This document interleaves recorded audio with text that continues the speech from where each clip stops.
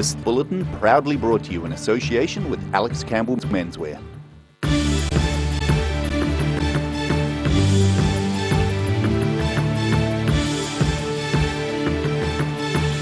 Tonight on The South Today, Dunedin City Council tells the government we want to keep and expand Southern Health Services. More on that in tonight's show.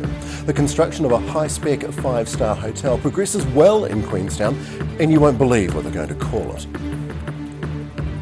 And it's all in a day's walk for the models and the designers at the 2017 Dunedin ID Fashion Awards.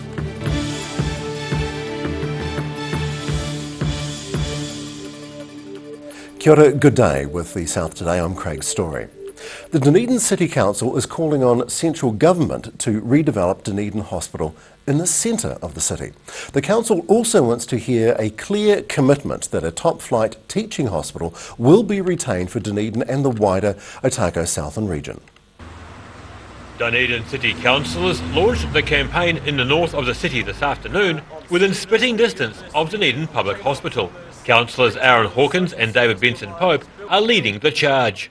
Councillor Hawkins says it's an issue of accessibility for all. We've launched a public campaign calling on people in Dunedin to lobby Cabinet to take off the table any option that they're currently considering to rebuild Dunedin Hospital outside of the city centre. A top-flight teaching hospital in downtown Dunedin is non-negotiable for us as a council and as a community. His sentiments are echoed by Councillor Benson Pope, who believes central government has made some dreadful decisions about Dunedin in the past. Well, I've been watching the strength of feeling and the lack of action from government about this issue, and I guess the success of the courthouse campaign provides us with a really good model of how we can go about it. The tools are a bit different this time because it's a much wider based web campaign, but we just won't tolerate, it's not negotiable to suggest that the hospital's not going to be rebuilt in the central city. And so that's why the council, why Aaron and I raised that issue by way of notice of motion, why it was overwhelmingly supported by elected members. The pair were supported by fellow councillors and concerned citizens in Frederick Street this afternoon, where they began distributing flyers to people and businesses in the area. After the brief rally, councillors were off on their mission to ask for the public's help to keep the rebuild of Dunedin Public Hospital in a central city location. Daryl Baser, The South Today. More on that not negotiable story later in the program. A Dunedin department store joined the other outlets in the chain to take part in the Shave for a Cure event. $7,000 was raised here in Dunedin, part of $50,000 in the South Island alone. The Dunedin event was hosted by a local broadcaster. You might recognise the pink shirt. Yeah, there he goes. Around a dozen people had their heads partially or fully shaved. The man known as Spencer. There he is there. This handsome fellow hasn't seen a razor since the last time he took part in this event.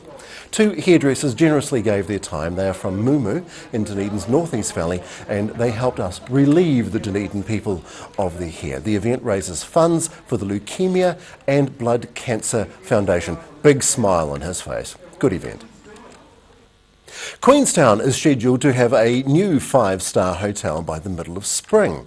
Construction is well underway on the $35 million 69-room hotel bed in Brunswick Street behind the Ridges Lakeland Resort. The new hotel, called QT Queenstown, is owned by Australian company Event Hospitality and Entertainment, which operates 54 hotels, 142 cinemas and employs 8,000 people. GoBus in Dunedin has welcomed the first 4 of 16 new buses for its urban routes well ahead of schedule. The 16 vehicles were originally slated for an August delivery from their assemblers, Kiwi Bus Builders in Tauranga. They're New Zealand-made buses. They're now starting to appear on services as part of the company's new contract with the Otago Regional Council. The buses are part of a $7 million investment in the GoBus urban fleet for Dunedin City, the largest investment in a Dunedin bus fleet since the 1980s. Well, Youngbloods hit the catwalk at ID Fashion Week last night. It was time for the Youngbloods at ID's Fashion Emerging Designer Awards last night. The next generation was there with their fashion-forward designers. And after a week of hard work, the judges had come to some difficult decisions, but there were some very clear crowd pleasers on the catwalk on the night. Fantastic. The well-dressed and the well-heeled turned out to the first ever ID Emerging Designer Show at the railway station. This is from Dizo and this from Karen Walker. I'm Roselle Lebone. I'm here at the railway station, aka Fashion HQ, for the 2017 Fashion Week Emerging Designer Awards. For some, it was their first time near the famous catwalk. Is it your first fashion to ID Fashion? Yeah. How are you enjoying it so far? A lot of people here, aren't there? Yeah. And Air New Zealand flight attendants were even on hand to guide people to their seats. But everyone was there for the main event, the fashion, with 30 finalists from 10 countries in the running. The crowd oohed and ahed over haute couture and pret-a-porter, high fashion and urban flavours, with the styles showing clear influence of their respective designers' country of origin. We saw 60s throwbacks, vibrant palettes and Scottish designs clearly inspired by Vivienne Westwood. Special prizes including the Amelia Wickstead internship and Viva magazine spread were also awarded.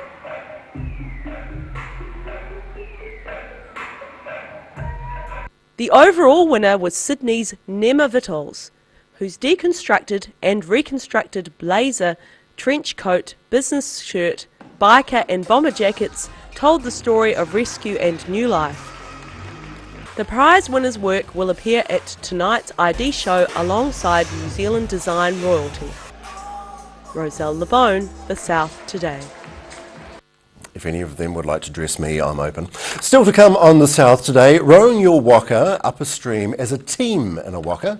It's good character building stuff for Longford Intermediate School. And the future of Dunedin Hospital is a hot topic. Southerners are passionate about their services. Dr. David Clark is in the hot seat in the studio.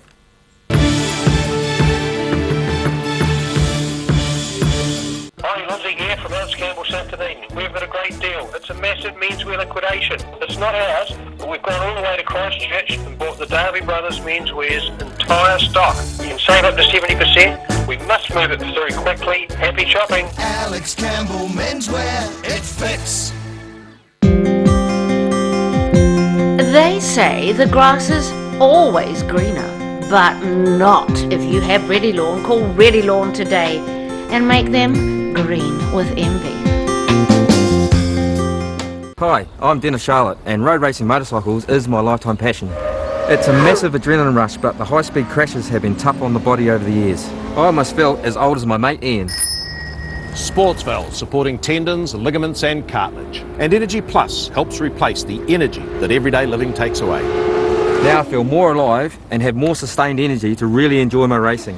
Buy 2 packs of Sportsval and get 2 packs of Energy Plus absolutely free. So call now 0800 502 402. Active Furnishers Limited, home of quality service with superior product and an in-house design team who are always happy to advise and create an imaginative solution for you.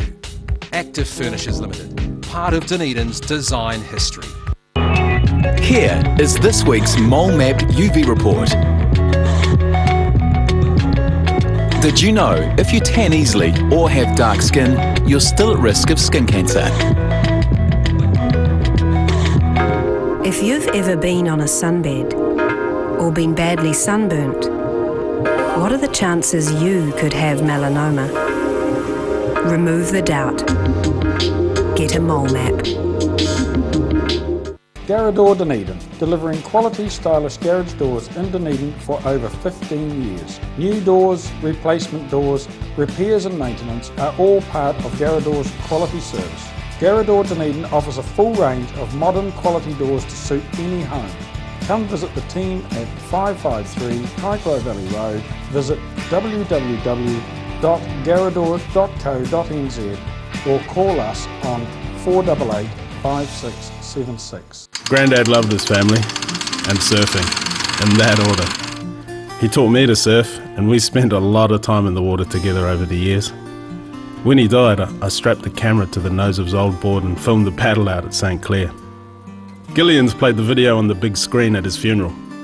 Grandad would have loved having everyone come out one last surf with him. Gillian's Funeral Services, helping families celebrate the lives of their loved ones for generations.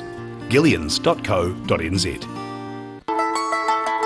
Bring some more joy into your world by adopting one of our adult animals at SPCA Otago. Call now on 473 8252. Please adopt a pet now, they will love you forever.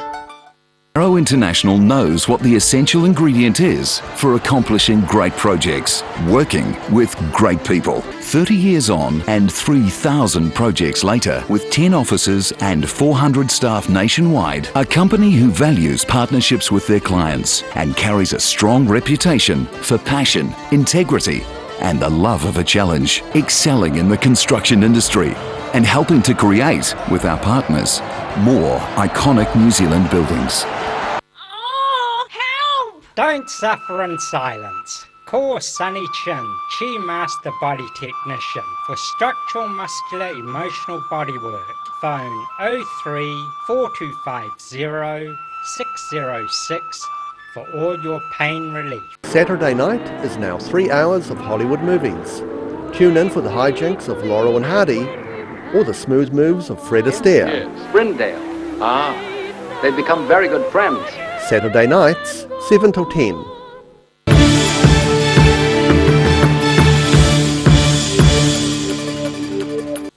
Welcome back to The South Today. Thank you for staying with us.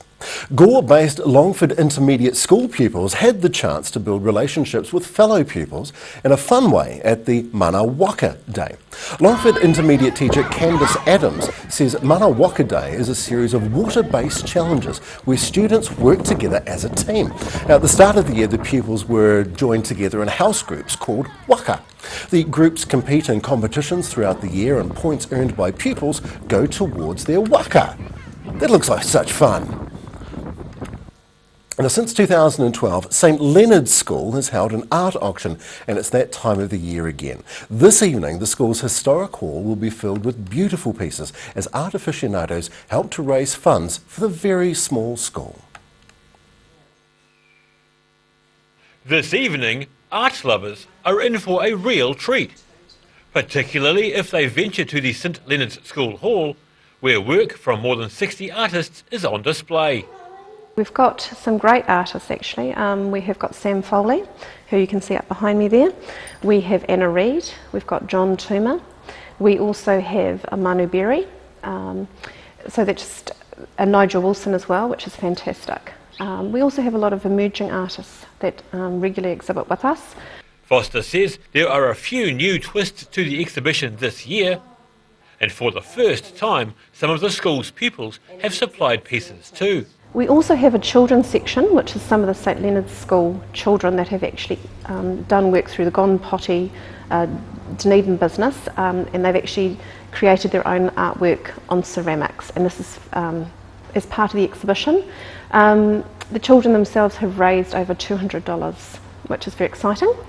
St Leonard's principal Joanne Wilson hopes adding the pupils' work to the exhibition will inspire them to even greater achievements. Yeah, it just gives them something also to say, yes, we are involved in an art way as well. Wilson says the exhibition is more than a school fundraiser, although every bit helps these days.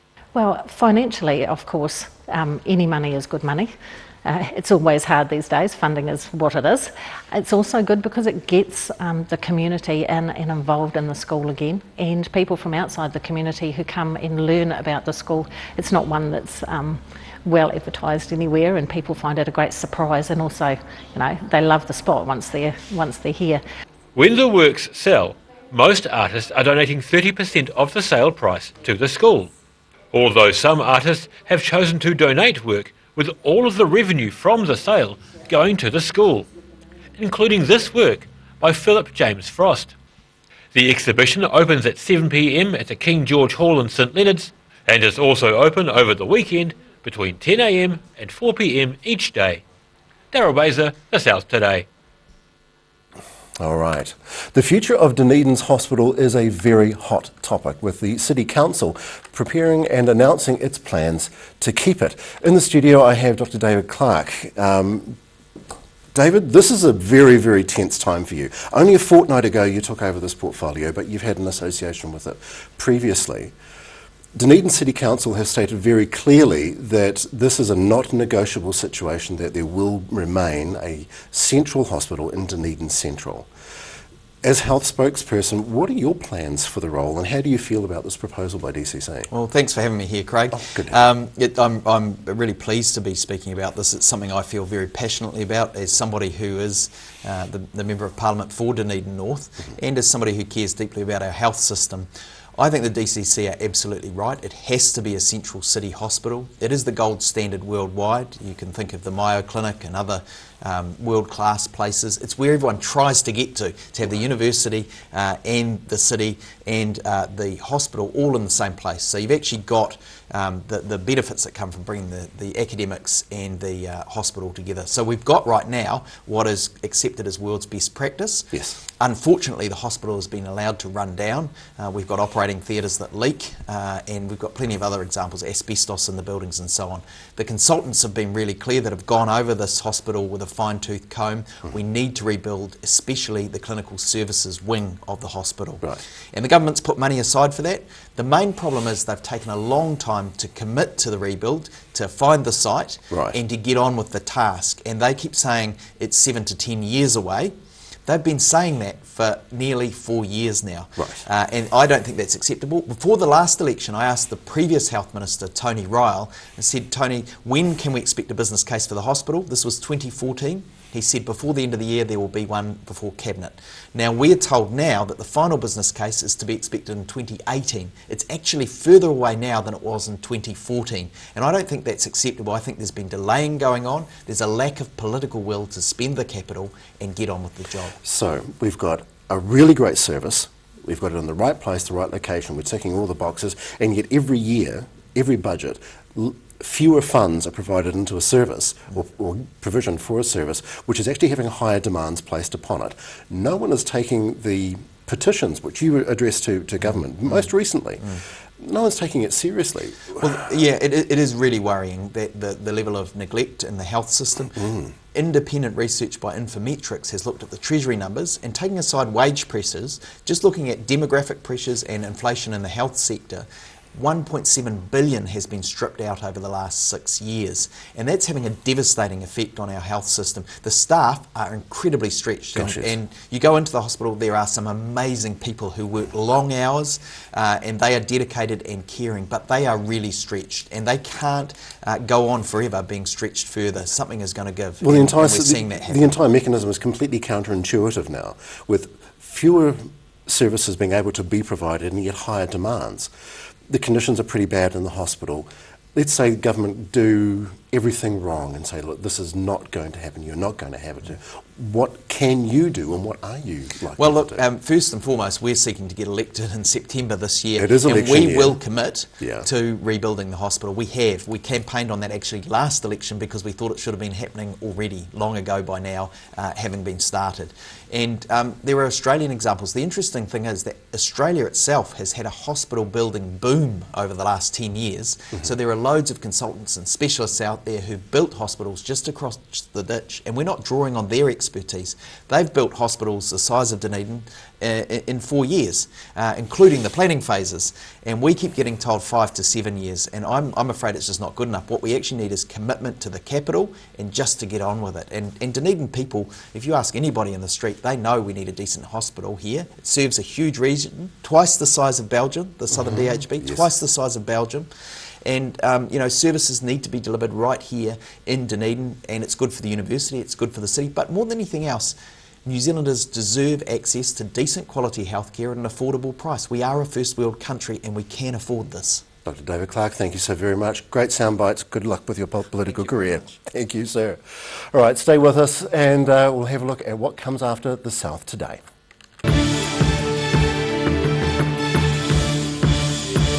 Hi, Lindsay here from Mount Campbell, South Dunedin. We've got a great deal. It's a massive menswear liquidation. It's not ours, but we've gone all the way to Christchurch and bought the Darby Brothers Menswear's entire stock. You can save up to 70%. We must move it very quickly. Happy shopping. Alex Campbell Menswear, it fits.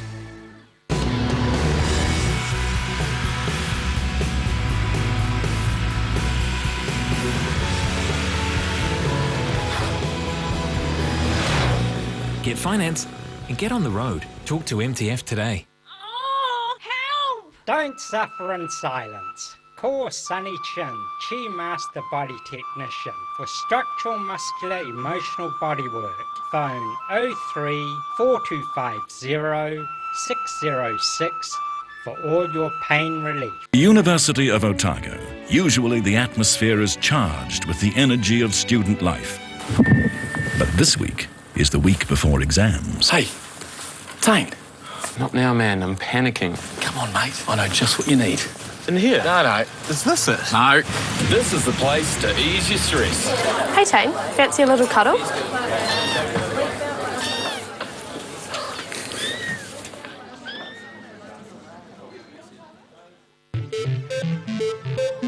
Ecrotech Limited have been supplying beekeeping equipment and honey products in New Zealand for over 100 years.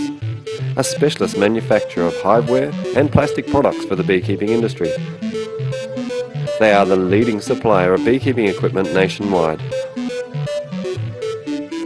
For all your beekeeping needs, visit ecrotech.co.nz or call 0800 11 7766.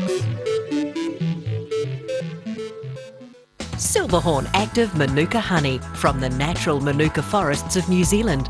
Buy one 250-gram pot for $34.90 and get a second pot for half price. Order online at silverhorn.co.nz. We're a 25 Moray Place at Dog with Tails Cafe and Bar. So we take coffee very seriously.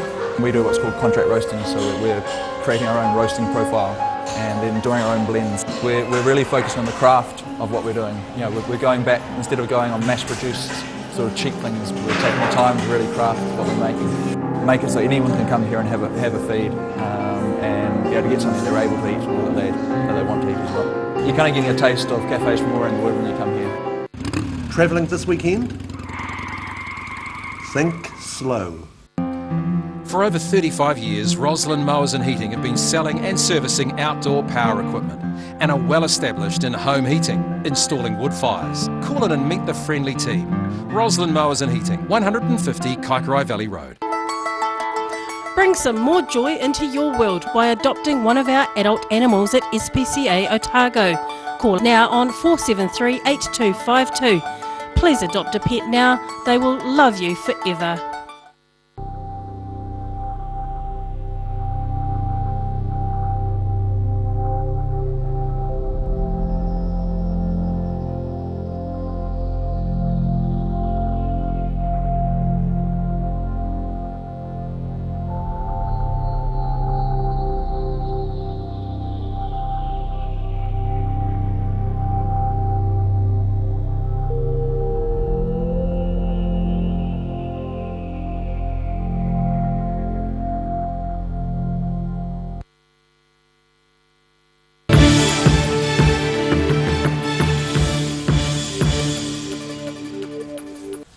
Thank you for staying with The South today. The level of Lake Wanaka is on a downward path, although the Otago Regional Council says there's nothing unusual about the current level yet.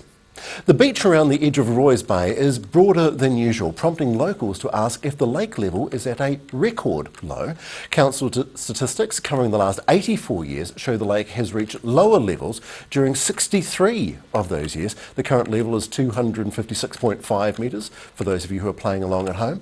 Rain is forecast for Sunday, suggesting the lake level may be due to bottom out for the year. Watch this space.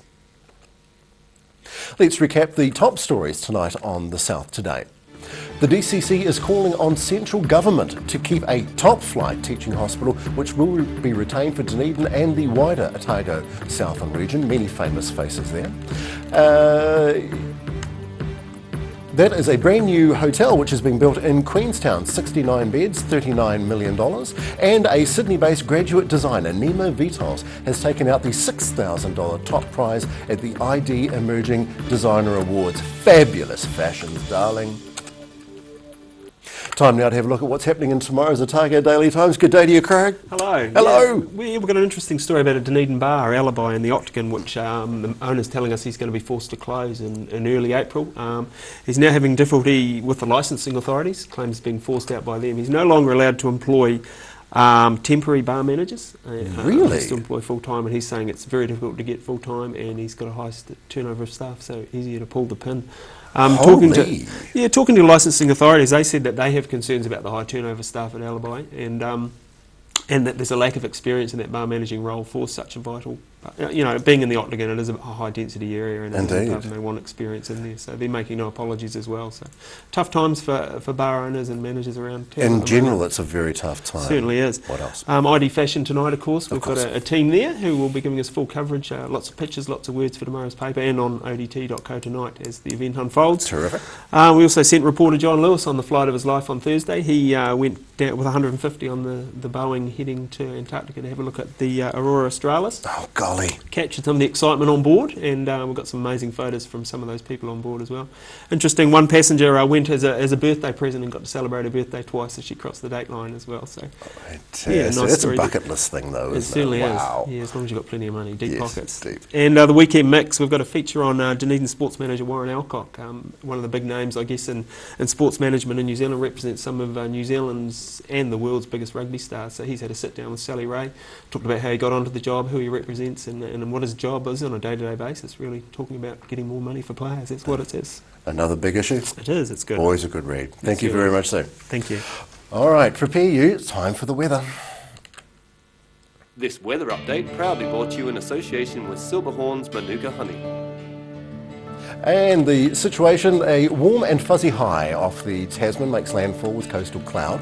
Long, fine, cool, lovely inland temperatures though. It is a warmer week to come as the promised moves off into the Pacific expanse. To the southern outlook, all across Balclutha, light winds, a little cloud, 15 light sou'westers in the Catlins, Gore, light winds, cloudy, and the same for Lumsden, all temperatures in the low teens. To the Central Plateau, we're looking at Alexandra, light winds, a little cloud and 15, same for Queenstown, Te Anau, and for Wanaka. It's a great time to be there over the weekend. Off to Owamadu, sou'westers and showers will be clearing, 15 degrees. Omarama, light winds, a little bit cloudy, 14. Moderate sou'westers and late rain in Timaru, and a little cloud, light winds, and very nice things happening in Te Paisel, 15 degrees. In Dunedin tonight, showers and cold sou'westers, 9. Saturday, cloudy and cold. Winds to the east by the end of the day, 9 and 11 are our numbers. Sunday, it's a dry beginning, but heavy cloud and nor'westers. Rain is likely by the afternoon. If not, it is a certainty by the evening. We have 7 and 14, 9 and 14. Monday, maybe the same. And in Invercargill, fine tonight, easing sou'westers and 7. Saturday, mostly fine, a little cloud, lots of southern sun, cool though, 9 and 14. And Sunday, mild all day, light nor'easters, high cloud, all the way through to Monday too. Your numbers are 5 and 17. Well, that's been a week, hasn't it? My name's Craig Story, and it's been my privilege. Here is the week that was. Be good to each other. Good night.